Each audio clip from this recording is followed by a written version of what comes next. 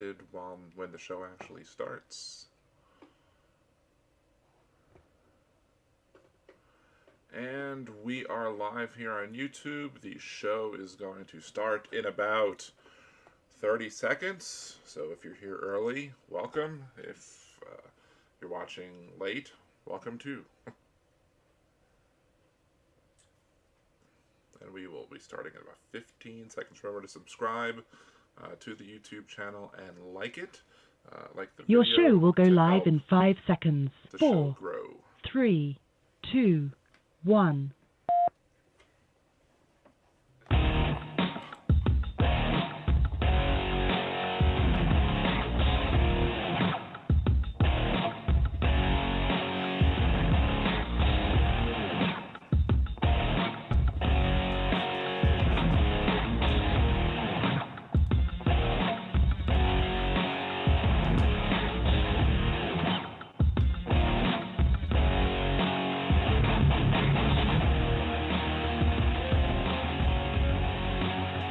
And welcome back to Liberal Dan Radio, Talk from the Left. That's right. This is your host, Dan Zimmerman, coming at you from Milledgeville, Georgia. To join the conversation, it's area code 914-803-4131. That's 914-803-4131.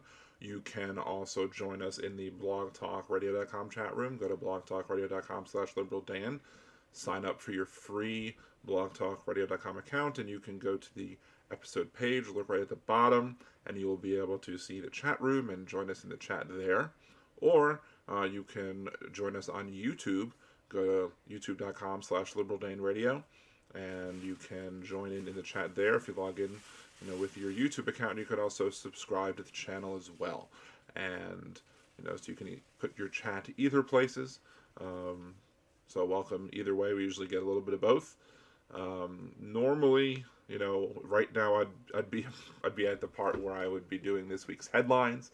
However, I really was not up to preparing for a big grand show today.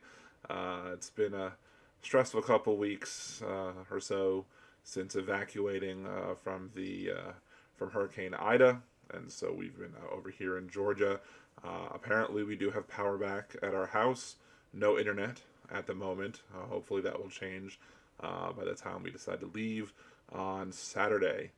We got Robert Douglas over in the YouTube chat. Hey, how's it going? Thank you for joining and watching the show. I don't know if usually all caps ends up being bringing up boys. Sometimes I don't know which account he uses, but I welcome anybody in the chat. So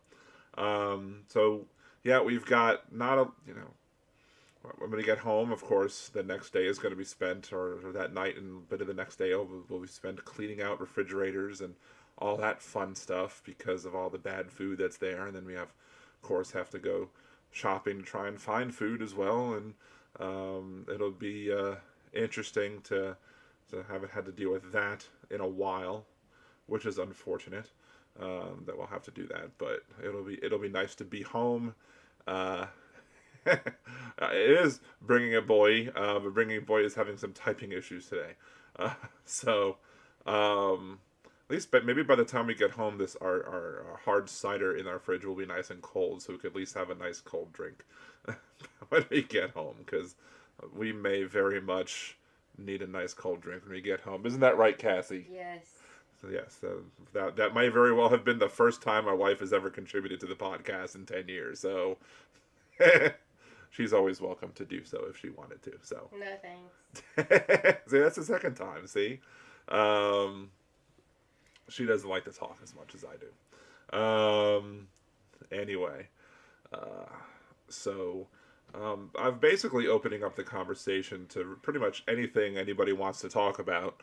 But I do want to talk a little bit about, there hasn't been much.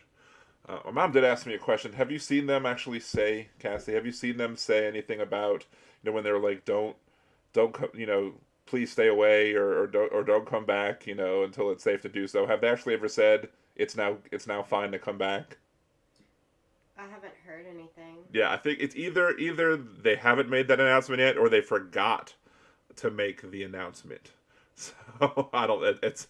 I think it's there's a good possibility that it's either one of those things. That if either they said they figured, okay, by the time you get power back, people will figure out that they can come back by themselves, or they forgot to say, hey, you can all start coming back now. So we'll see. Um, I miss my bed. I really do miss my bed, and we are also in a room that is far too small for 3 kittens. The kittens are going stir crazy, and we're going stir crazy. So as long as we have air conditioning, that's fine. I'm not looking forward to seeing what condition my pool is in and how much cleaning the pool has to happen, or has to happen in that pool. How green maybe the pool got whilst we were away. Um, anyway, so lots of stuff to deal with when we get home, and we'll cross that. We'll cross several bridges to get there when we get to it. So, uh, bringing a boy wants me to bring you on the show. You have a request, but she'll probably say no, thank you again. So, uh, Yeah. or just no. So, Demonox might be coming in. How much is he gonna pay me? I don't know. Nobody pays me for the, but he's not one of my Patreons, so. Well, then he needs to be if he wants me on. It's my new way of doing only Dan's, but with Cassie as well. You want Cassie on the show, you gotta pony up the money to the Patreon. The bringing your boy, he says, we may have gators in your pool. There is a gator that's hanging out of a trash bin. I don't know if you happen to see. I don't know if that happened to make it all the way out to California. That image of one of the Demo Diva, which is a company down in New Orleans that's known for its pink dumpsters. Um, they had a gator tail just hanging out of one. So It was dead. it was dead. Yeah, obviously it was dead. But yeah, so there was a dead gator in a dumpster. And you also had the gators that were chasing horses through the countryside or through one of the smaller towns or what have you, post Ida. So lots of interesting stuff going on with animal life. So yeah, maybe there could be some animals or dead things in my pool. Hopefully, there's not too many huge branches or not much damage to the lining if any of those branches fell into the pool. I made sure that our neighbors unplugged the pool so that it wouldn't just be constantly trying to run without any without anybody clearing the filter out. So that was I think that was probably the most likely for me to protect the pool that way. So, pool maintenance by Liberal Dan, very exciting, I know. Um, and if you hear it in the background, my cats are getting stir crazy again. So we'll see. So one topic I did want to talk about after we talk a little bit about, um, you know, me being evacuated, and I think there'll be probably more stuff once I get back and I see what happened and what's going on there. It's hard for me to talk about what's going on there when I'm not there. Basically, whatever I'm seeing is whatever y'all have seen. So we know we did apparently on Monday.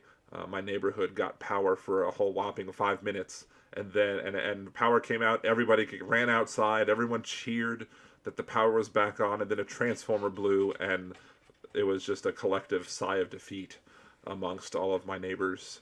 I'm very glad I wasn't there for that, because I would have not been happy as well. Just be like, yes, power. No power. And then I think it also came back off and on and off a second time, but hopefully the third time is the charm. But as I've complained about on this show previously, we still don't have internet yet, because Cox Communications is a big pile of garbage, and I don't like how, I have friends, I was telling them, like, well, I don't know when I can come back because I don't know when I'm going to have internet. And they're like, well, you'll get internet when you get power. I'm like, that's cute. That's funny that you think that. And I do have friends that as soon as they got their power back, they got the internet right away. And I'm like, I told you, that's fine. It happens for you, but we live in Algiers. We live in the West Bank of the Mississippi River. We're the redheaded stepchildren of New Orleans, and when the cable goes out, our cable is the last cable that typically gets fixed. We were also the last power to generally come back when they're servicing like the big areas. They're trying to get big areas back up and running. We're always the last one. They said we're going to come Monday, but it wasn't Monday.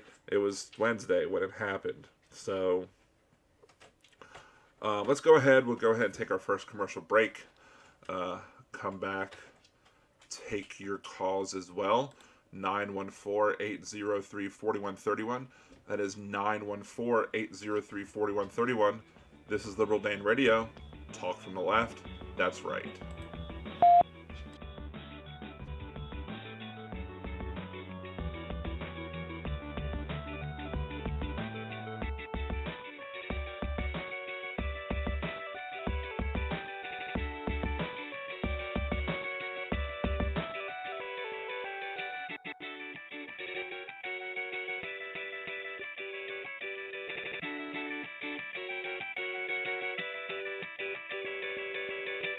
Are you planning a trip to Disney soon? Do you want help avoiding spending mistakes and making the most of your vacation? Then check out budgeteers.com, a new site devoted to helping you get the most mouse for your money.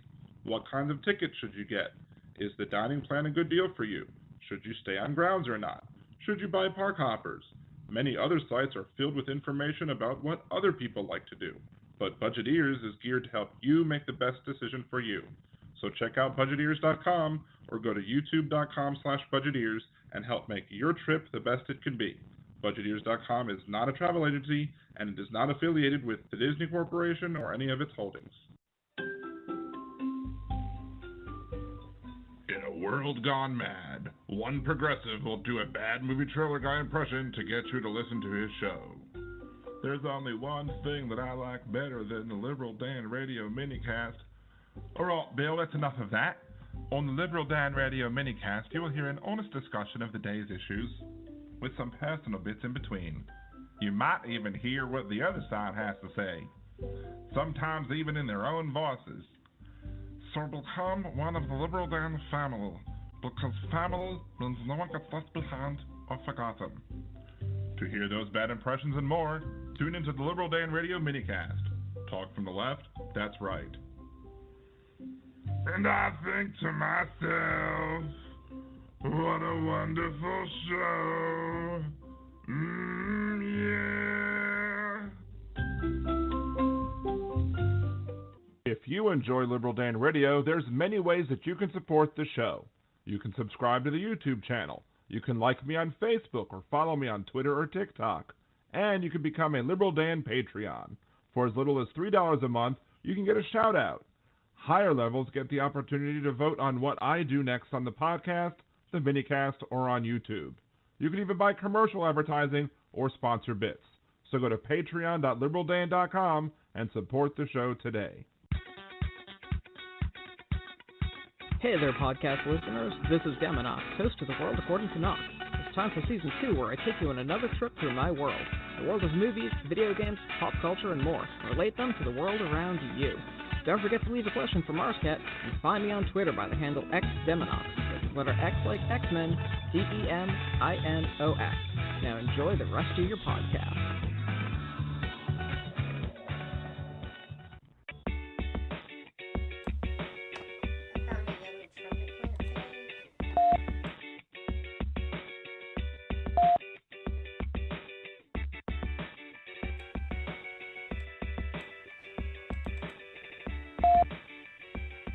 And welcome back to Liberal Dan Radio, Talk from the Left, that's right. This is your host, Dan Zimmerman, coming at you from New Orleans, not from New Orleans, from Millersville, Georgia.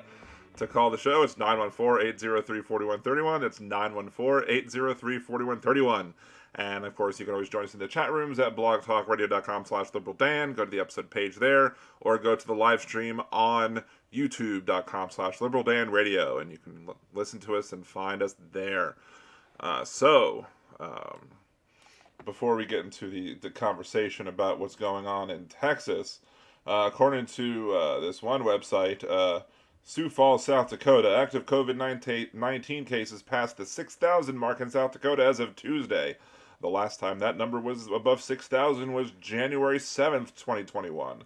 There were 453 new total cases reported on Tuesday. The state's total case count is 134,308, up from Friday's 133,855.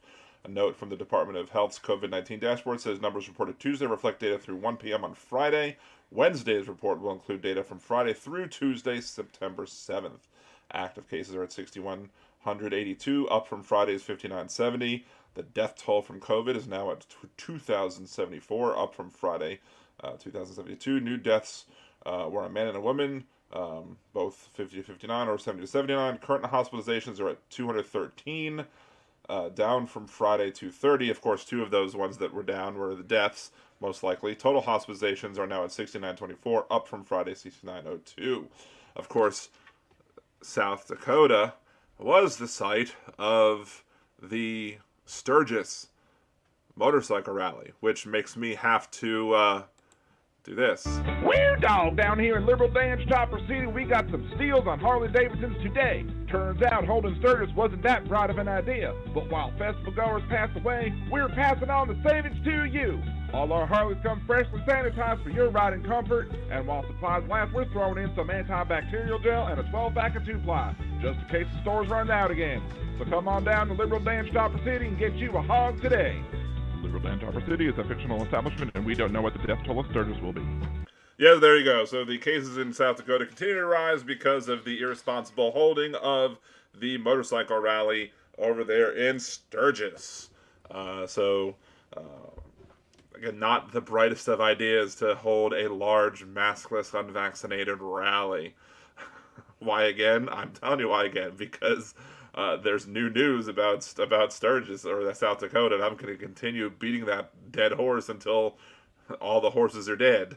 Let's see. So what are people doing about charging their cars since no electricity? Well, there's not that many electric cars, I don't think, in the state of Louisiana. I don't know. Maybe the ones that are, maybe the people who own electric cars may very well have gotten out and found other places to charge their cars. It does, leave an interesting question if you're stuck without your car being charged. I guess if you're, one of the things that we do when a storm's coming is we make sure to charge all of our bricks that can charge our cell phones and stuff like that. So I guess one of the things, if you have an electric car, you have to make sure to charge that too before the storm gets there. One of the reasons maybe why down south is not the smartest idea to get an electric car. Who knows? It's you say it's over for South Dakota. The Sturgis itself is over, but the effects of Sturgis may very well not be over, because the Delta variant is far more infectious than the regular variant. Where the first variant, they might have said one person can infect 2, whereas now with the Delta variant, one person might infect 6.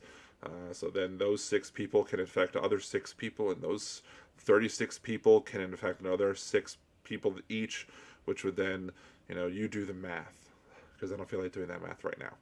And you can pull up a calculator if you want to. But, this is the problem with the people who don't take it. Like the governor of Florida, DeSantis, said the other day, how somebody's choice to not be vaccinated doesn't affect anybody else, which is maybe the dumbest thing he might have said, because although I don't know, because he's probably said a lot of dumb things, because guess what? Not vaccinating does affect other people, because this is a pandemic mostly of the unvaccinated. If you're vaccinated, you can still get it, but you're less likely to get it.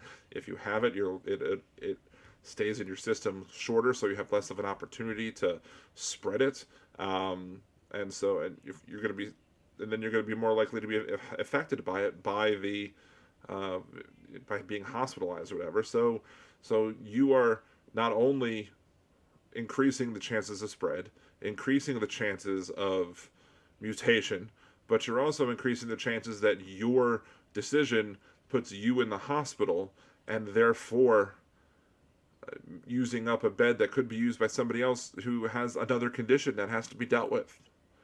To me, it's my opinion that if you choose to not be vaccinated, that everybody should know that you've chosen to not be vaccinated, and if you have to go into the hospital, and you have to, get and they need room because somebody else is coming in an emergency, you should lose your bed. Simple as that. You made the choice. I'm not saying they should deny you care, but you should be put at the end of the line, and you should be forced to give up your bed if there are other cases that where people are either, sick, with something else, or injured, or some other thing where you're taking up their bed because of your choice.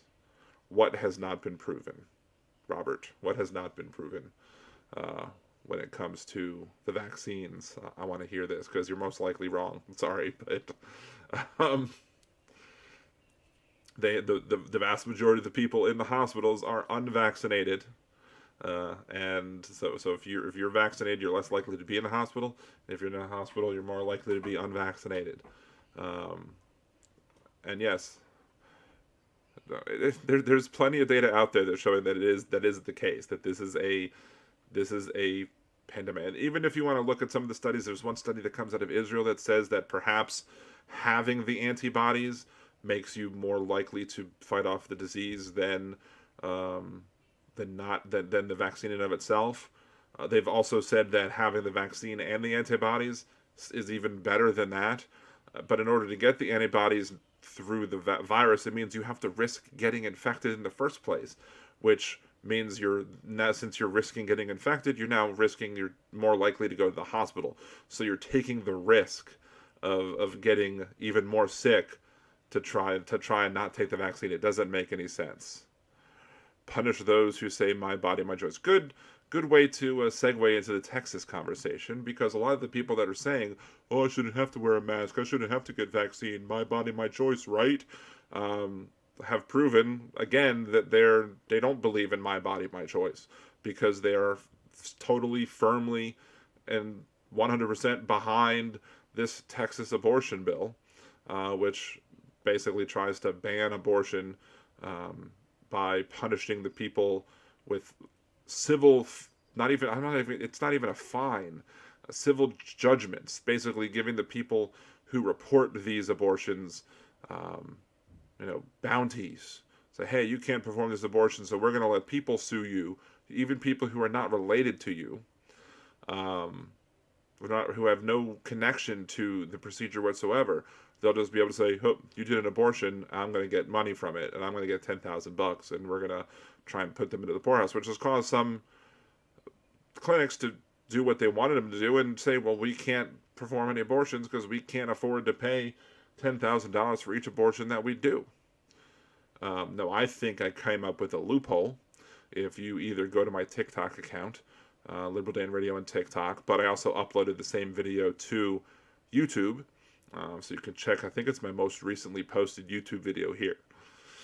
So if you go there, you can see the point that I made, which in brief is, let a friend of the person who got the abortion do the lawsuit, and then gift it to the person who had the abortion, and then just increase the fee for abortions by $10,000, but don't bill for it until after she's gifted that money, and then you pay it right back. And that way, you circumvent the restrictions. The woman or the person who gets the abortion, gets the free $10,000 quote gift. Then the gift is then paid back to pay off the rest of the fine. And the same $10,000 could be used in this mechanism that I created to be able to just pay these fines in perpetuity, until you can get a bigger court to throw it out, which is still possible, according to one Louisiana senator, Bill Cassidy. He seems to believe that if you sue the right way, that it could still fall. Who knows? We don't know. I know Roberts will vote to maintain Roe versus Wade because he actually believes, despite him being conservative, he's proven time and again that he believes in stare decisis. But who knows what Kavanaugh or Kavanaugh or Barrett are going to do. Who knows what they're going to do? There's no way for them to know. And the thing about the plan that I came up with is simply this: is that under the law, under the Texas law, they kind of put in some form, something similar to double jeopardy. It's not double jeopardy because double jeopardy is criminal charges, not civil charges. But double jeopardy, it's a form of double jeopardy protection. So you can't just have, like, the entire state of Texas can't just all say, okay, well, we're going to sue every abortion provider $10,000 and they're going to have to pay us all a bunch of money. No, as long as the provider of the abortion pays one $10,000 fine to anybody, then it's done with. It's over with. So that's why I'm thinking, well, you basically have the friend of the person who got the abortion to sue, to bring the lawsuit. Hell, even settle out of court. Say, look, we're settling on, we're paying this $10,000. Put in the note of the check, this $10,000 is to pay for the fine. So now you have a paper record that's paying for the fine. Now the check gets written over as a gift to the person who got the abortion. Then it goes back to pay off the bill, and they've paid the fine, but they're not out any additional money. So maybe I'm a legal genius and should have went into law, or maybe I'm stupidly wrong and there's something about it that I'm completely missing. And there is the talk about legal fees, but I mean, if you settle out of court, there shouldn't be any legal fees. You'd be like, okay, well, I'm going to sue. Well, here's the $10,000 because of the suit, and there you go. Or maybe some sort of charitable fund can be created to help offset the costs of the lawsuits. Maybe you do it that way. I don't know. Maybe I don't know. You figure it out. Where maybe the fees go to. I don't know. You have to figure out the fee things, but I think that's negligible compared to the $10,000 fine that would have to be paid to an individual if it was like, some Right to Life group bringing the lawsuit. Apparently, there's been an injunction about the Right to Life groups bringing the lawsuits, and the whatchamacallit, the website. I don't know if that website's coming back or not, but the website that was brought up to help coordinate claims and has been swarmed by people on the left trying to make it harder for them to do so, but they've also managed to convince GoDaddy to not allow them to host their site on their platform anymore, which is great. But one of the things that I also suggested that people do is, a lot of people say, hey, there's this automatic generator that could, generate a valid Texas clinic or valid Texas address. And so just put this address in, and so it's valid, so the system doesn't kick it out. And that way, you can just make them busy with the website trying to filter through all the garbage pay addresses that you're giving. But I thought, again, of something even better, which would be hello, you joining my podcast? Nope, not joining my podcast. I was going to introduce you to Agnes, but Agnes doesn't like me. So, anyway, so if you, to me, put in the address of a crisis pregnancy center. If you don't know what a crisis pregnancy center is, that is a pro-life front organization that is typically meant to discourage people from having abortions. They pretend to be, there's one in New Orleans that would pretend to be an abortion clinic, but in reality, they just, lie and lead the person on and wait till it's too late to get the abortion, and then say, oh wait, it's too late if you get the abortion, you can't get it anymore. And the person complains, they're like, oh well, sorry. Their job was never to help the person who was seeking to get an abortion, even if it meant helping the person, with the cost that they might not be able to pay if they gave birth. Their whole intent is to lie and manipulate and stop people from getting an abortion. So to me, I was like, well, how about you claim that these crisis pregnancy center sites, put in their addresses and say, well, they claim to be crisis pregnancy centers, but they're really performing abortions. I saw the fetal remains in the dumpster. I know what I saw. And then that way, they go investigate and then start looking into these, maybe get them fighting with each other. They're too busy fighting each other. They can't be working to prevent women from getting abortions, which is their legal and constitutional right to be able to do. So, since there's no website right now, there's nothing you can do about that.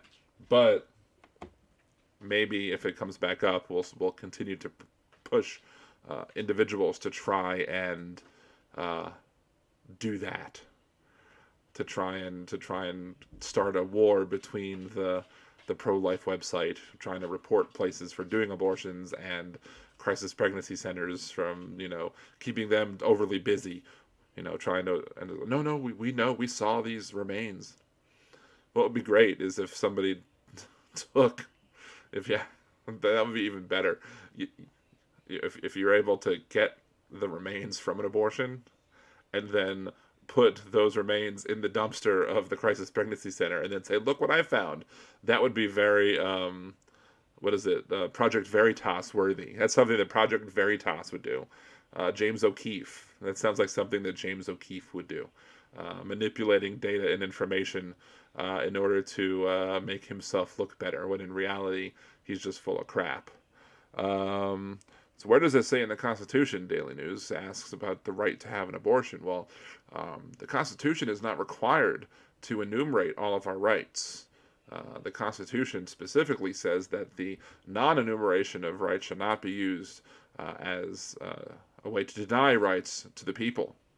But there are constitutionally protected ideas like the right to privacy, which Roe v. Wade is based off of. And there are other, Supreme Court rulings that basically use provisions in the Constitution to create, but to me, the Constitution is something that's greater than the sum of its parts. So you have, it says you have, right to free speech. It says you have the right to freedom of assembly, right to your religion, which is something else that is great, because the Church of Satan basically said, hey, we are going to sue because you are violating our religious rights. We fundamentally hold that abortion is a right that people have, and you can't prevent us from getting abortions. And by enacting this law, you are preventing us from practicing something that is a deeply held religious belief, which is how Hobby Lobby and the other site another employer ended up not having to pay for oral contraception coverage, even though the arguments that they used in the Hobby Lobby case were full of crap, because they basically made the assertion that birth control pills stop. They made the claim that they believe that birth control pills stop implantation of an already created embryo, but were not required by the court to prove that this was the case. And even though it used to be the belief that birth control pills and morning after pills would prevent ovulation, fertilization, and implantation, that used to be the belief. There has been data shown more recently that looks at the results if you're using these pills versus if you're not using these pills, and there's no data to show that there's any increase in prevention of implantation of already created embryos. So what the court allowed Hobby Lobby to do is to be able to state something as that is a belief as a fact. And then they were able to get away with not covering oral contraception based on a belief that something happens, even though there's no evidence that thing happens. Yes, I did say that there is a constitutional right to an abortion, but again, the Ninth Amendment. Please go read the Ninth Amendment. The Ninth Amendment specifically states that you do not have to enumerate a right in order for it to be a right retained by the people. So what do you call terminating the entity in a womb that has a heartbeat? Well, is it really a heartbeat? I mean, is it? A pulsating blood vessel is not a heartbeat. They can determine that the blood vessel is pulsating, but it's not quite yet a fully formed heart now, is it? That now they overly simplify it by calling it a heartbeat for lay people, but for lay people they oversimplify a lot of things. So, you're also allowed to. I'm pretty sure in Texas, if somebody is brain dead, you're allowed to pull the plug and let them go. So, and those people have beating hearts. Why is it okay to pull that plug, but yet it's not okay to take a pill that prevents the development of the embryo or fetus any further?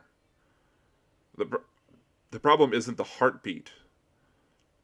It's not the same heartbeat. It's you have a blood vessel pulsating, and then it forms into a heart. It grows. It becomes more complex. But even if you want to grant full personhood to an embryo or to a fetus, even if you want to say this is a fully fledged person, no person has the right to use your body without your continuous consent. That's a simple fact. You should never know. So if I wrote a story about this. Agnes, you gotta stop being a pain. I wrote a story about this where you had a situation where somebody was hooked to someone got kidnapped and hooked to the kidnapper's wife via some contraption that connected the two bodies, and this contraption would work to help keep the wife alive as long as the person stayed in that contraption connected to the other person via their whatever contraption it was for 9 months. And I made the story darker by basically saying, well, sorry, but the Supreme Court made this ruling, and because the Supreme Court made this ruling, you can't disconnect yourself. You're stuck.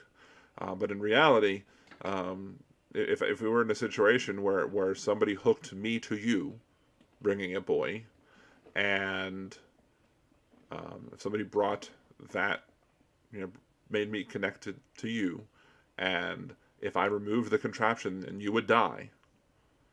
But if I maintained the connection, that you would live, and I had to make the choice, either disconnect myself and go on with my life, or allow you to use my body for 9 months, I should be allowed to use that, to remove myself from the contraption, regardless of what happens to you.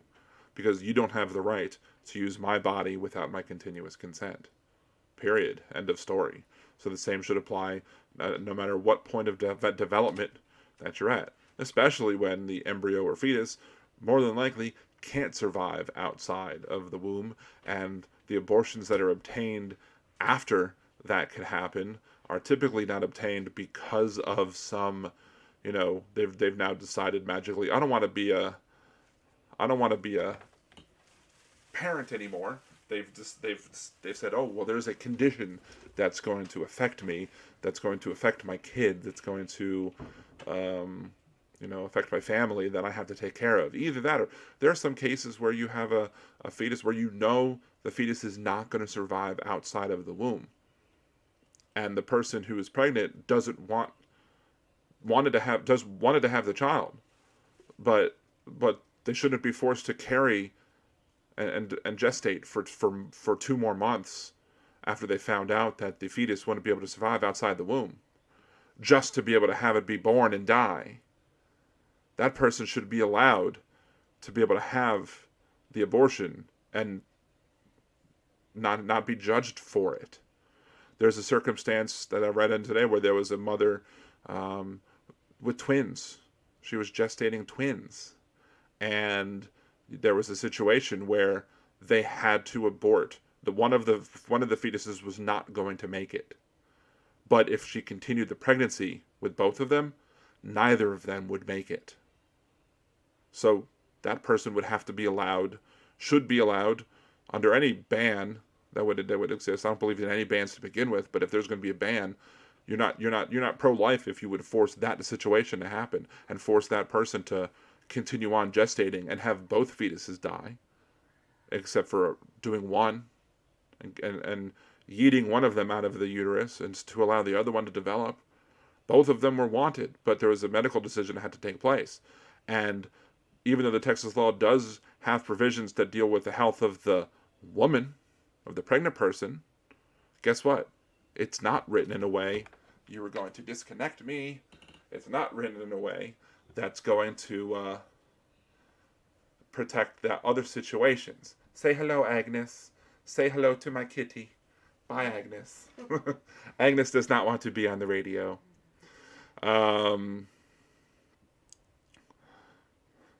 Pulling the plug, the Daily News says, pulling the plug is with consent. Pulling the plug when it comes to somebody who has brain damage, if there's no DNR that exists, the person who has the medical power of attorney, i.e. the spouse, in the case of a marriage, that person has the ability to make that call and pull the plug, even without an express living will. So no, that's not necessarily the case with that. It's somebody saying you can pull this person off of life support. You can make it so that their heart stops beating because they don't have a brain that's working anymore, where the fetus or the embryo doesn't have a brain that's working, and it's started development either. So what else? I have had 2 children. I know.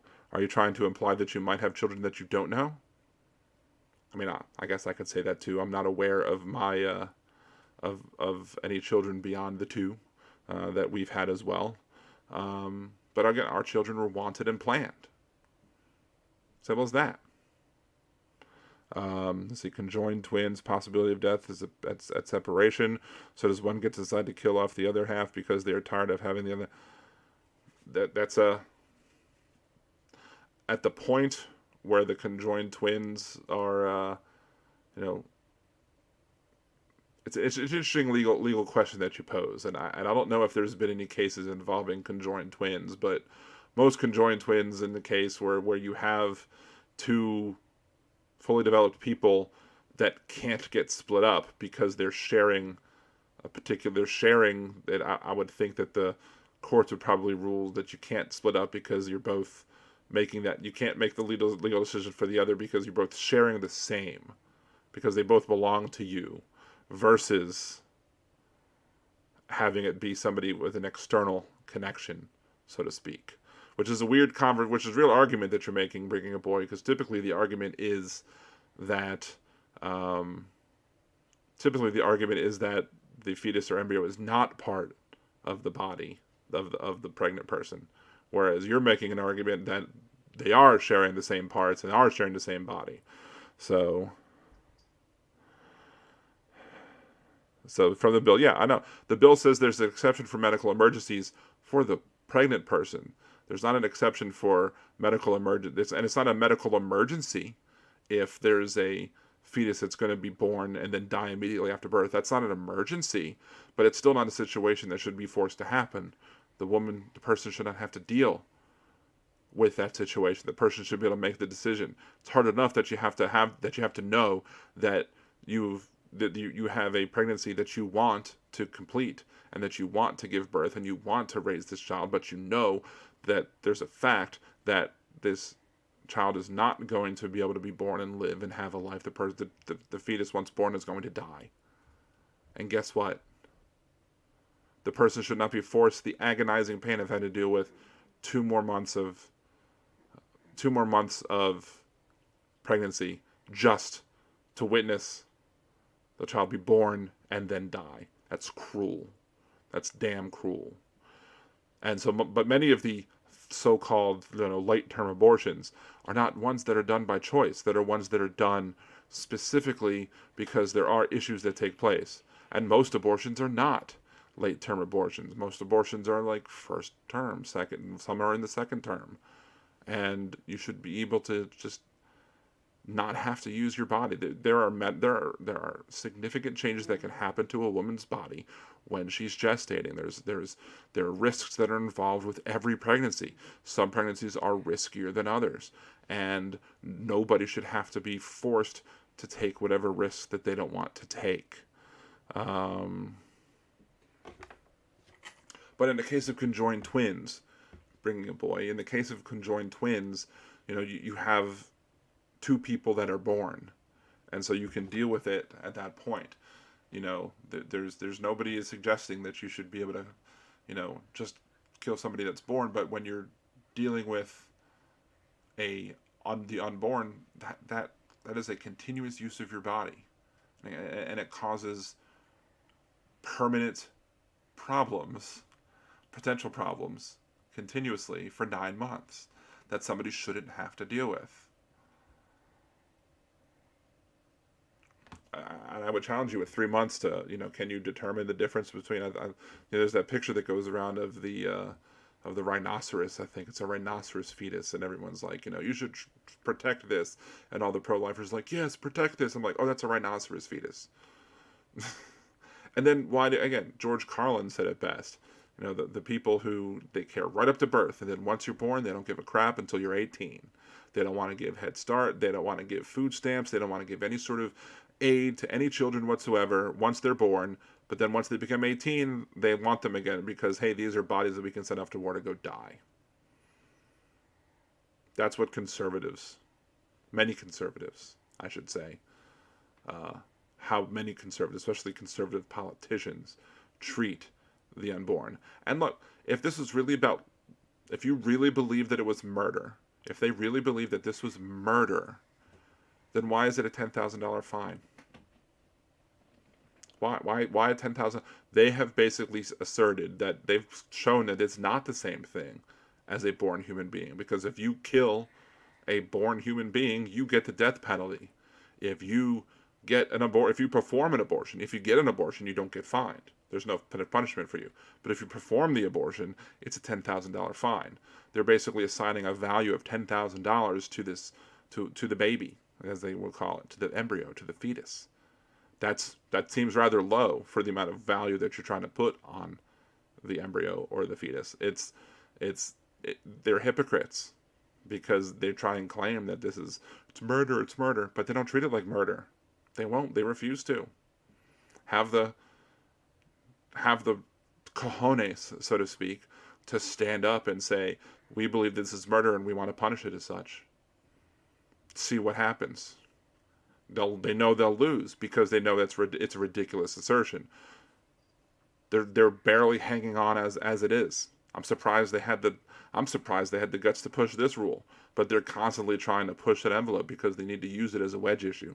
They need to use abortion to keep their base riled up because they need to keep the base coming out, because that's the only way they maintain their minority rule is by being able to gerrymander districts and having themselves to gerrymander districts and keeping themselves in power as a minority party, which is going to be a lot difficult, as since according to I want to say it was Neil deGrasse Tyson, who said that the people who are conservatives are dying at a rate 5 times greater than liberals of COVID-19. So, which is, I think, one of the reasons why you see like Steve Scalise, the Senate or the House Minority Whip, and you've seen other people who are Republicans in elected office changing their mind, trying to encourage people. I mean, not DeSantis, clearly, because he's a megalomaniac, but other people are making it so that, you know, they're trying to push people to get their vaccines. Hell, even Donald Trump, and one of the people he was doing a campaign stop with was encouraging people to get vaccines, and then got booed.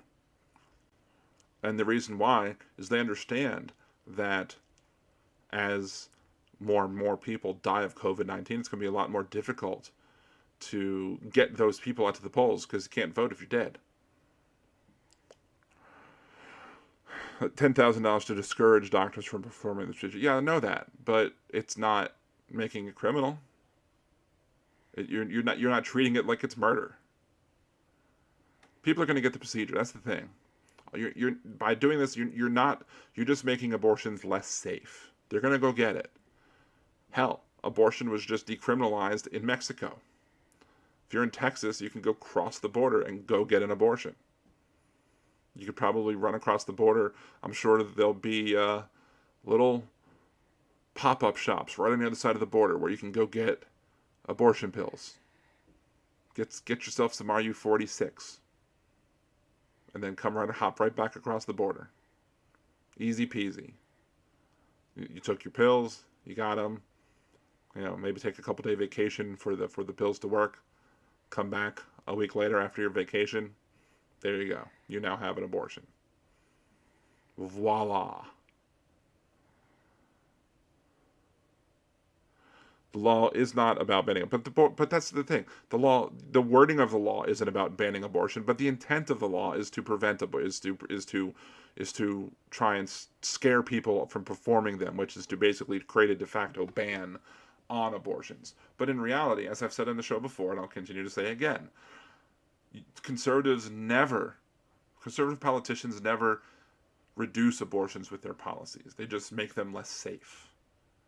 When Jeb Bush was governor of Florida, he defunded Planned Parenthood, and abortion rates increased for the duration of his tenure as governor. So defunding Planned Parenthood didn't stop abortions, didn't reduce abortions. It increased abortions because people were less likely to get prenatal care, less likely to get, I guess, maybe birth control pills and stuff like that to prevent pregnancies in the first place, because these clinics shut down. They also made it less likely for people in rural areas who only had one clinic to go to. They made it less likely for them to be able to get the prenatal care, so their pregnancies were less healthy. Meanwhile, you go look in Colorado when John Hickenlooper was governor of Colorado, they implemented universally free contraception. Didn't matter if you had insurance. You could get an IUD. You could get oral contraception. You could get all of it for free. And guess what? Unwanted pregnancies dropped, which means abortions went down. So liberal policies decrease abortions. You want to decrease abortions, elect liberals to do it. Elect liberals to enact comprehensive health care that will allow a person to get the preventive care that they need to prevent abortions, prevent pregnancies from happening, so you prevent abortions from happening. Then the only ones that you have to have at that point are the ones that are medically necessary. Simple as that. But no, y'all don't want to see that. Y'all don't want to understand that the best way to prevent abortions from happening is to prevent the unwanted pregnancies from happening. Conservatives or politicians just want to punish people for getting abortions or punish people from performing abortions. What do you disagree with, Daily News? The facts that I just laid out? I mean, I could probably go find you the links of what happened in Florida and what happened in Colorado. In Florida, they defunded Planned Parenthood and abortions increased. In Colorado, they increased funding to birth control and gave it to people for free, and abortions decreased because unwanted pregnancies decreased. It's as simple as that. Conservative politicians don't want to actually end abortion to begin with. They don't want to solve the problem of abortion. That what they want to do is continue making it an issue. Because if liberals got their way and was able to make sure that every pregnancy was a planned one, every time that someone got pregnant, that it was planned, like, you know, what Planned Parenthood would like to do. If they were able to implement that and made sure that every pregnancy was a planned one and a wanted one, then abortion wouldn't be an issue anymore, and Republicans couldn't use it as an issue. So it hurts the Republicans to actually implement policies that reduce abortions. So they just want to make it a big scary thing. They want to make lots of noise about it, but they don't want to solve any problems. See, 1976, U.S. Congress passed the Hyde Amendment, which banned use of federal funding to pay for abortions. Right, that's true. And the Hyde Amendment has been amended several times since then to allow certain fund. The Hyde Amendment has changed over time. In some presidencies and some Congresses, they've allowed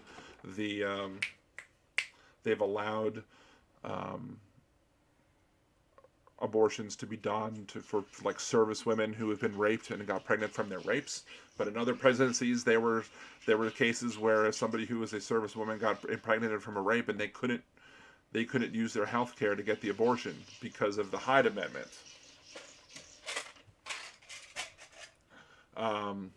So there's that.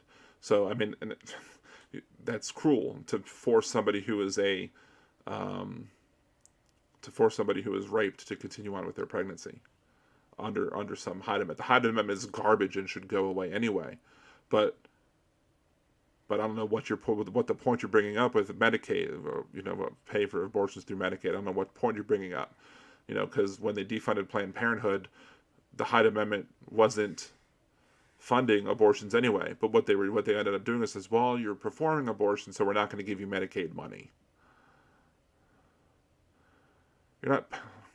Everybody pays for promiscuous sexual. People have the right to be promiscuous if they want to be promiscuous, and it's going to either cost you more money to cover the way that y'all would want to have it. The conservatives want to have it is that, you know, y'all want to force the birth, You want to force the birth, and then you're going to put the kid in a foster care when the person gives up the baby for adoption, puts the kid in a foster care because they can't handle the baby, they can't support the baby. So now instead of paying for somebody's pills, which are relatively cheap, $5 a month or whatever for some people. Some people can't take those. Some people do. But you're covering you're paying for the pills, or you're paying for 18 years of a child's life, or unless I guess even when the child, I think the person who was adopted from foster care still ends up getting aid from the government. So it's a ridiculous argument, frankly, to say that you don't want to pay for promiscuous sexual behavior, because you pay more when you don't treat it as proactively and preventively.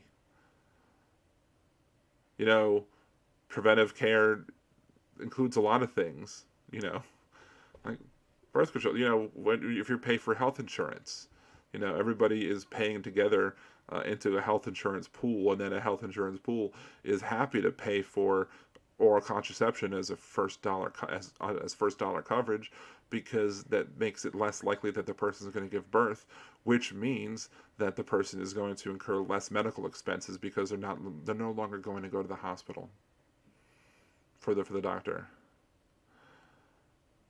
Who are you to say it's bad behavior, Dalen? Why is it? That's one thing. We're not Puritans.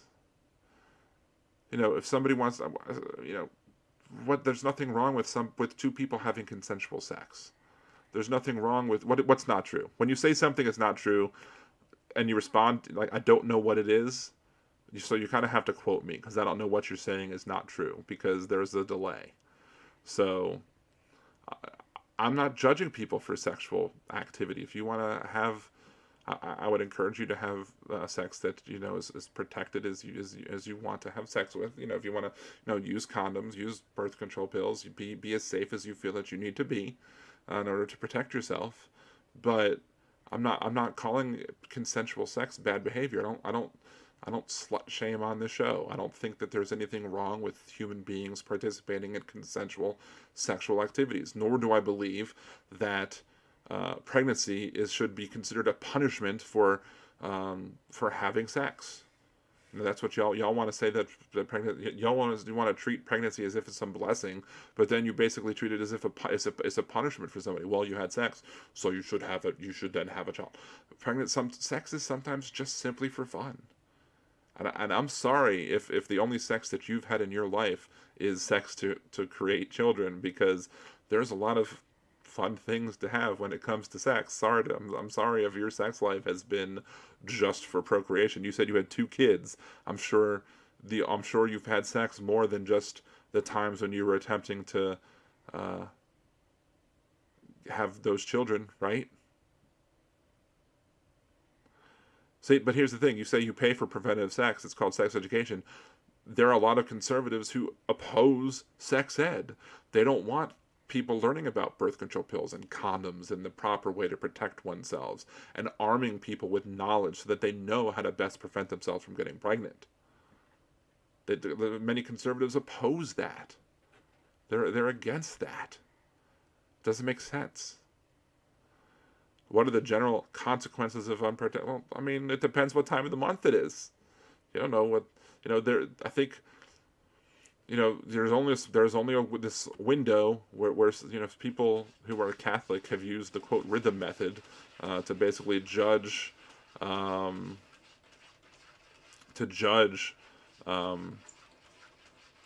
or not they're going to get pregnant or not. But even if you time it well to that, to where you've managed to do it in the time period where the person is fertile, well, guess what? I think maybe 30% of all fertilized eggs implant. Many of them just get naturally discarded. So no, the general consequences of unprotected sex, could be pregnancy, could be an STD, or could be nothing. Just, it could be could be at least one satisfied party. Maybe one satisfied, right? Hopefully 2, but maybe 1. Let's bring on our caller. Howdy. Hello. Hello. Hello. Yes. What? It's me, Suzette. How are you doing? I'm doing okay. Yourself? Okay. It's hot. Really Yeah. hot here. Yes, the humidity is just to die. But yeah, other than that, we're okay. How about yourself? I know you're dealing with circumstances and Yes. situations that aren't ideal in Oh, anybody's life. So it's got to be hard, I'm sure. yeah. It's rough.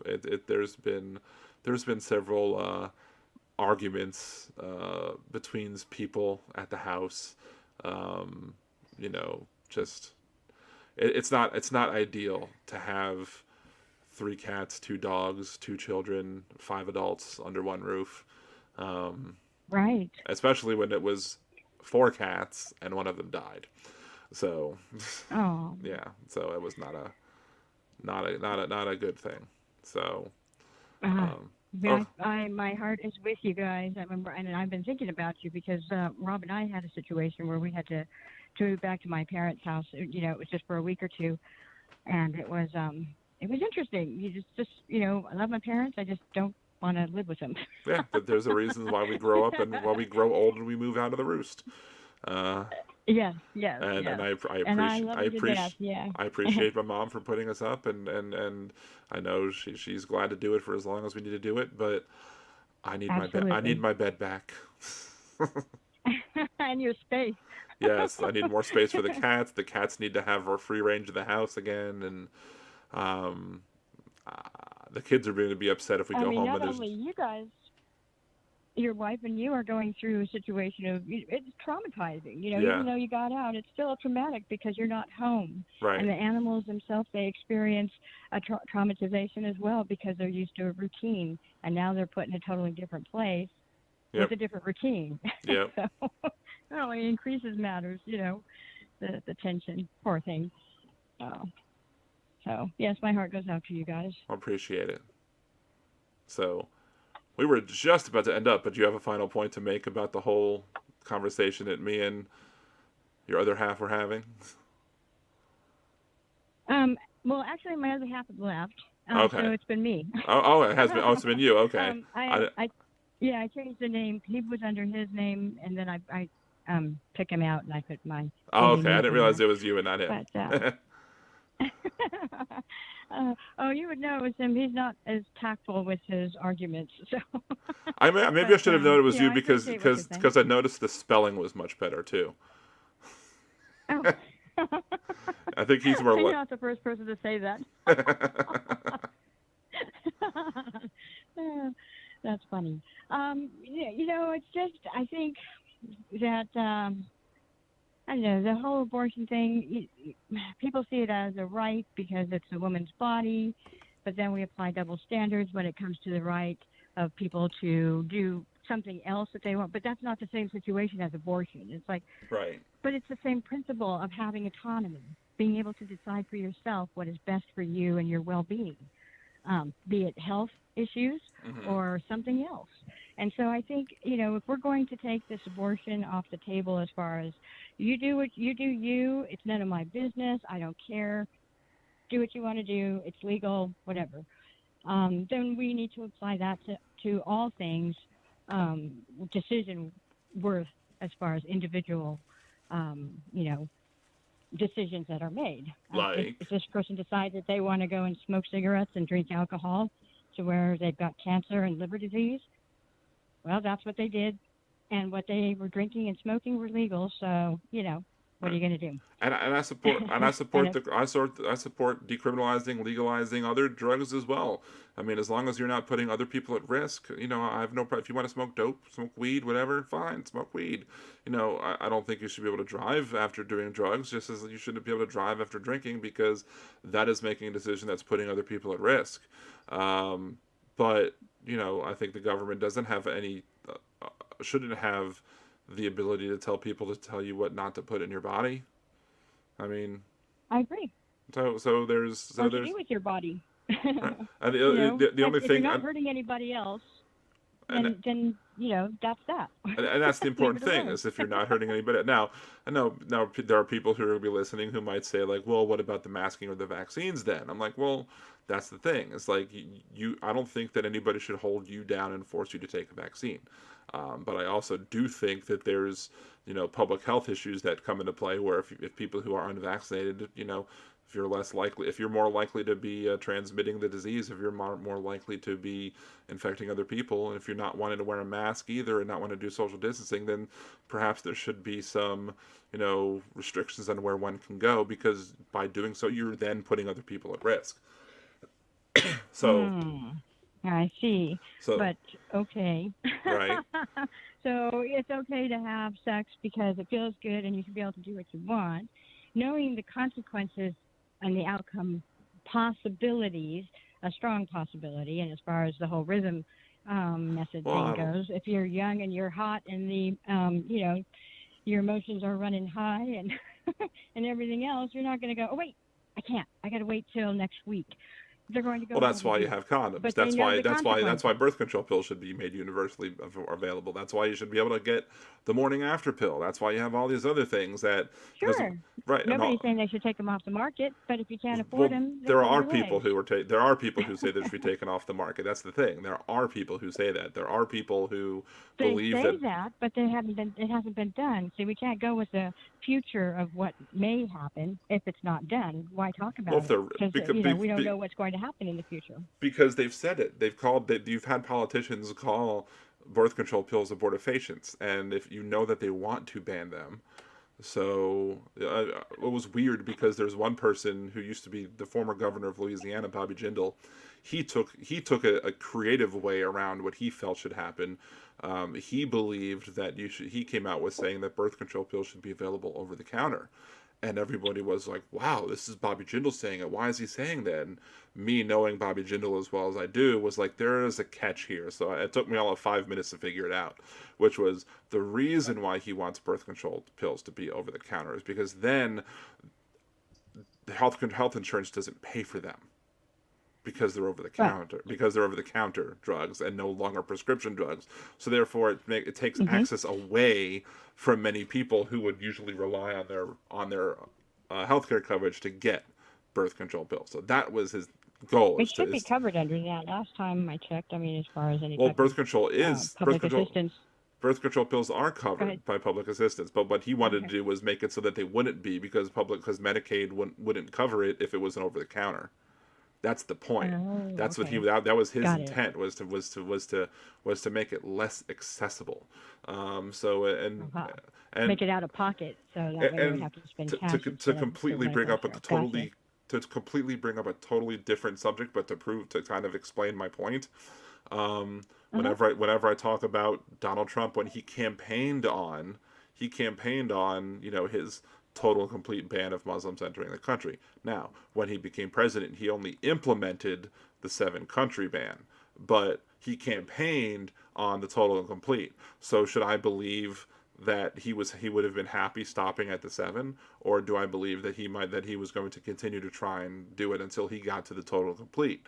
When people state a political opinion of what they want to have happen, you can't just accept the fact, well, they haven't done it yet, so we shouldn't talk about it. No, I think if people are saying that this is something that they want to have happen, then it's something that we need to do. But this has been talked about for years. It's always abortion during elections. It's been going on since elections began. Right, and you have the right concerned about their guns being taken away, and not literally in the sense that somebody's going to go door to door, but the law that they want to pass in D.C. as far as you have to have psychological evaluations from you, your exes, your current, and your parents, and you've got to pay X amount of tax for each firearm that you have. They make it impossible for a person to own, or nearly impossible, I should say, I correct myself, nearly impossible for a person to have a firearm, in which case you would have to turn it in if you didn't meet all the requirements. And so they went around it that way, like Bobby Jindal did with the out-of-pocket cost. But then you had in Heller. So should we be concerned about that? Well, I think it's reasonable for people who want to support the Second Amendment. I think it's reasonable to bring that up to say, look, because again, it's they're trying to do it by this way, and it's reasonable to bring it up that way. I mean, of course, you had the Heller ruling, which overturned the DC gun ban back then, and Alito stated his opinion, and the Sure. person one of the people that publicly agreed with I'm sorry, of Scalia's opinion. One of the people who publicly agreed with Scalia's position was, at the time, President Obama, who said that he agreed But if with. you have the right to own a firearm, but you have to meet these requirements, is what Congress is going to do, which in essence takes away guns from a lot of people and violates their Second Amendment right. They have a right to own it, but you have to meet our requirements. It hasn't passed yet, but if they don't meet the requirements, in essence, they're taking the Second Amendment away. And there's I think there's a different there is a potential difference between the abortion thing with the Texas heartbeat law, and because you're not basically saying, they're not saying you have a right to own a gun, but we're going to fine every dealer who sells a gun $10,000 for selling this gun. like Yeah, like but the owner has to meet requirements could you before they can imagine do if it. New York did that? Could you imagine the outrage that New York would that people would have if New York was like, you can legally have a gun if you want one, but anybody who sells a gun in New York has to pay $10,000 fine and anybody can sue for the sale, for every gun sale. Like, wouldn't that be ridiculous? I mean, I would say that I would come out on this podcast, and if New York did that, I would say that's a ridiculous law. And I think you would also agree that that would be a ridiculous law. But that's the same thing that Texas just did. Sure. Do you believe that Texas law is also ridiculous? I believe there are parts of it that are ridiculous. Like, They went too far. The whole being able to sue issue on that. I think that as far as if there's a heartbeat, it's a life. There's life. Whether or not it's an echo. It's a life. It's living. well, I mean, And so at that point, if there are cells you're that's living, I mean, before the heart forms, it's still living cells, and right? what are those cells? A human being. They're not like a Well, I mean, an as soon as the elephant or sperm and anything eggs like that. as soon as the sperm and egg come together, it's a living Right. it's a Human being. it's a living bunch of cells. Now, what those living bunch of cells differentiate and become later on, you have a living. I mean, You think that it'll become something other than human? A no, human? no. I mean, but Okay. the odds of maybe you could consider it's what it's like. I think it's like a 30 to 40% chance of a fertilized embryo implanting on the uterine wall, where the majority of them, from what I've seen, I don't have the direct source of the study, but from what I've seen from whatever studies I've seen on this, is that the implantation rate is relatively low when it comes to regular healthy, not people, who have normal uteruses, and not, uteruses with like endometriosis or whatever. Sure, and The those are rare implantation rates, cases, in which case it would be a medical exemption. the implantation chances of that are like maybe 30 to 40% in a healthy uterus, which means that 60 to 70% of all created embryos are being discarded. Which, if you want to consider the embryo to be worthy of the same legal protections as a born human being, then that's reckless endangerment right there. I mean, you shouldn't be, it's Because it's a process that the woman's body takes care of on its own, as far as rejecting that pregnancy I don't even say and it's still probably not even terminating it rejecting. itself. Just because it doesn't have to be the rejection is when there's a miscarriage. If it doesn't even implant, that's not even a rejection. That's just a oops, we missed. Let's try again. But you're still putting this collection of living cells in a precarious position. If you put a born child in a But it's not a position man. if you put a born child Uh, in a position where they were 60 to 70% likely to die, you would be arrested. So, um, hmm but there are also people who, let's say you have somebody who does have endometriosis. Let's say somebody who has a harder time getting embryos to implant. I mean, those people might even have a higher failure rate when it comes to natural implantation. So those people might have to rely on like in vitro fertilization. But there are a lot of people who are anti-abortion who are also against in vitro fertilization because the process ends up with some embryos that are created being discarded. So I have other issues besides that. I mean, yes, that is true what you were saying, and it's almost the same thing as basically aborting it because it didn't take, and so it just died off. But I mean, But my other issues with let's say that, with the let's say in you create vitro, let's say you create 5 embryos for in vitro fertilization, and you try and get those implanted, mhm. or you try in the natural way, and maybe you cause 100 embryos to be discarded, which is more protecting of human life if you believe the embryo is worthy of protection. To me, the in vitro Well, fertilization yeah, one but is there more. isn't anything you can humanly do at that point. It's just something. It's nature. But there's also the situation that I sometimes have talked about on the show as well. Of let's say if you're in a room and if you're in a hospital, let's say, and let's say there's a cart that has 100 frozen embryos in it, and those embryos could eventually at some point become a human life if implanted into a uterus, and Into a uh, sperm, yeah. and, Or and I don't know. no, no, you don't Go have ahead. to. You don't have to. It's their embryos. They're fully fertilized, so they're sitting there. Okay. They're waiting. They're not frozen eggs. Frozen embryos. So they're sitting there and they're Okay. frozen, and you have 100 of them in a cart, and there Uh-huh. you also have another cart that has a newborn, and let's say the building's on fire. The carts are big enough where you can only push one, um, and and the and each cart has enough battery power to be able to survive for you to be able to plug it in once you get it somewhere safe. So this is the Mhm. situation. This is the theoretical situation that we're in. Given the Okay. choice, would you save the 100 embryos or would you save the one newborn? Frozen embryos don't have a heartbeat, so then you would choose the baby. Okay, but the thing is, so So they're frozen. They're not living cells anymore. They're no, frozen but until they're inserted. they can be reimplanted and they've taken frozen embryos Sure. and created. There are see there are people who don't differentiate between those. There are people who want to say that a frozen embryo is the same thing, has the same moral value as a newborn. Right. As And that soon as I would say I disagree with that because they're not because they're frozen. They're frozen cells. They're in a stagnant mode. They're nothing as far as there's no life within those cells at that moment because they're frozen.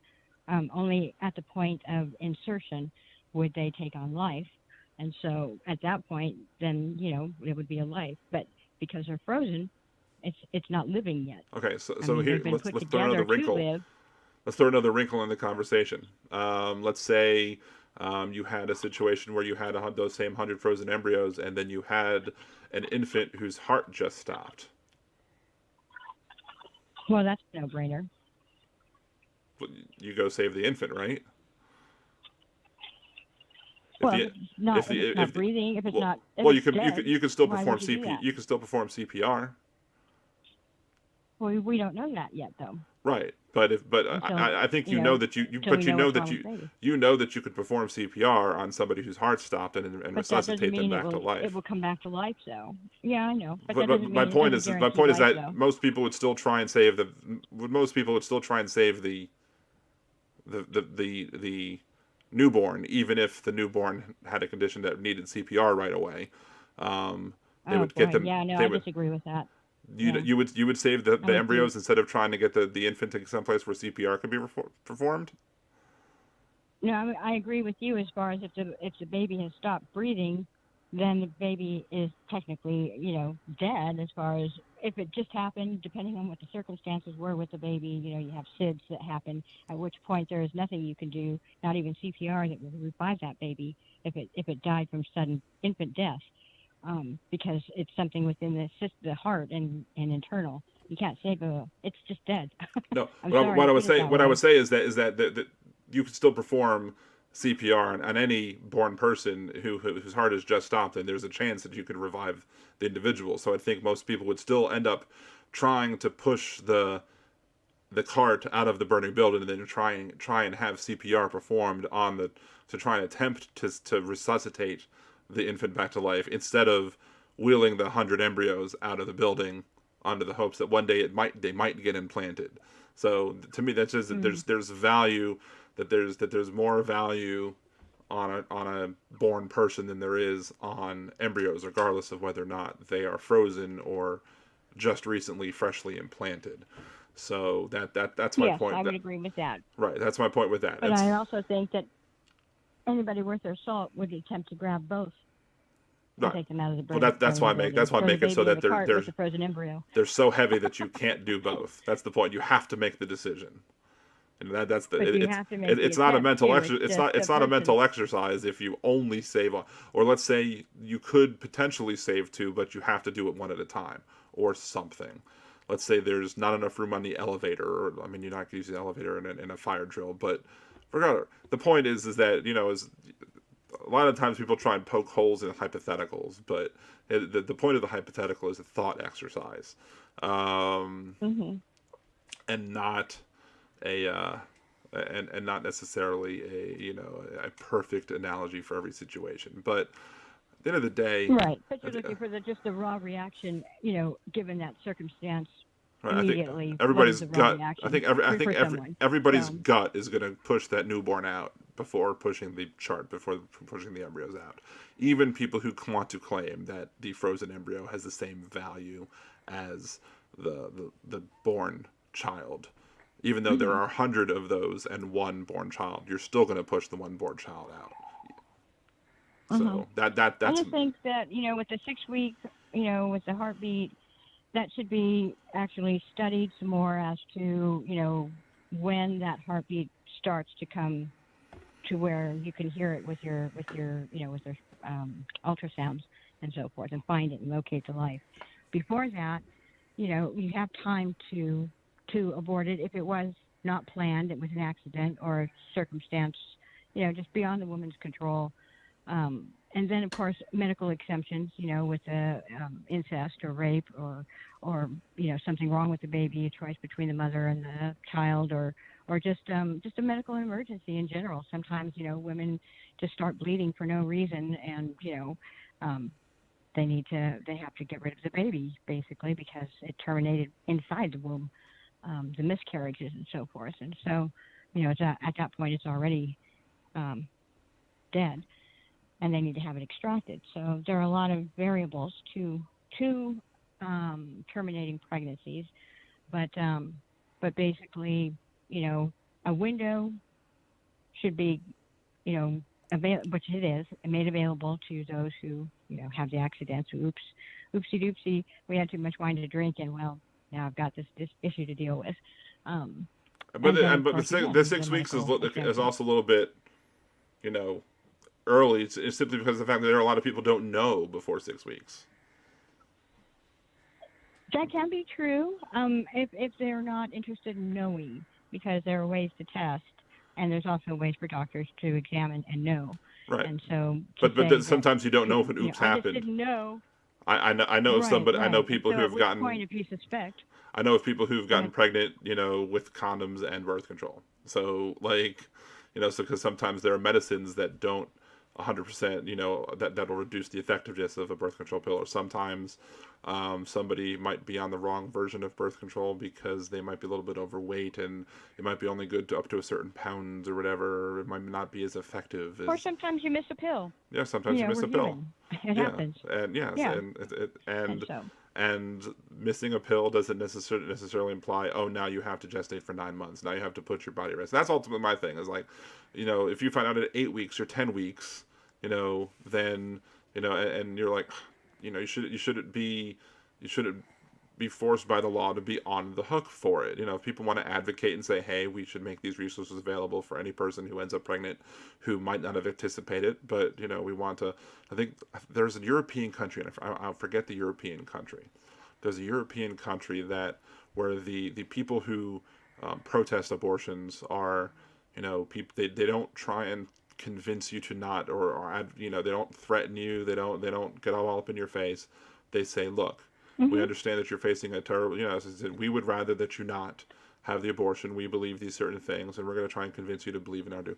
And when we do so, we're also going to make sure that you have these, that you're going to be covered health-wise, that you're going to be, you're going to have your medical bills paid for. You're going to have, we're going to help you care for this child, to be able to handle the cost that you don't think that you could afford, that sort of thing. So that's what that's a great. And that's that to me. That's the I think the preferred way that I would say prefer people to try and convince people, not by via the force of law, not by forcing the gestation or by trying to punish people for providing a healthcare service, by making it by making the person, by taking away all of the negatives that they feel might happen to them, and they still might choose to have the abortion because they might not want to risk the health risk, because sometimes people might not want to even deal with, the potential risk that might happen. Maybe they know of people in their family who had, and the call dropped. I don't know why. Maybe they know that people. I didn't hang up on you if you're still listening. Maybe they know people who. In their family who've had complicated pregnancies, and they might not know for themselves that they also would have a complicated pregnancy, but they might not want to take the risk. They might not want to deal with it, and that should be their right. And that's ultimately to me, when it comes to abortion, there really should be the only regulations on clinics should be whatever regulations would be on other clinics of health standards. Make sure it's clean. Make sure there's no problems when it comes to sanitation. Make sure that there's no problems when it comes to, make sure that the people who can perform the procedures are medically trained to do so. Those sort of things. Those are reasonable things to place on abortion clinics because they're medical clinics. Everything else, it should be between the patient and the doctor. There should be nobody getting involved in between any of it. There should be no situation where anybody, where the law stops a person from having their body stop being used in the way that they want it to be used. And to people who bring up third trimester, I point to something that Pete Buttigieg said. But his response to it was their third trimester abortions are crazily rare, and they're usually situations where the person doesn't want to do it but is being forced to do it because of medical necessity.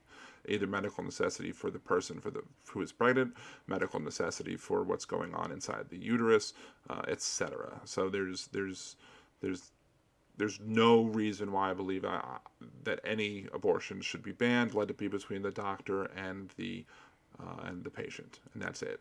And this is going to be the end of this week's episode of Liberal Dan Radio, Talk from the Left, That's Right. Assuming I'm back in New Orleans next week, and assuming that we have internet, I will be back next Wednesday, 8 p.m. Central, blogtalkradio.com/liberaldan. Until then, just make sure to subscribe here on YouTube. Follow me on all my social media channels. You can go to liberaldan.com and find all those as well. And again, Liberal Dan Radio on Liberal Dan on Facebook, Liberal Dan Radio on Twitter, on TikTok, YouTube, etc. Until next week, this is Dan Zimmerman with Liberal Dan Radio. Talk from the left. That's right.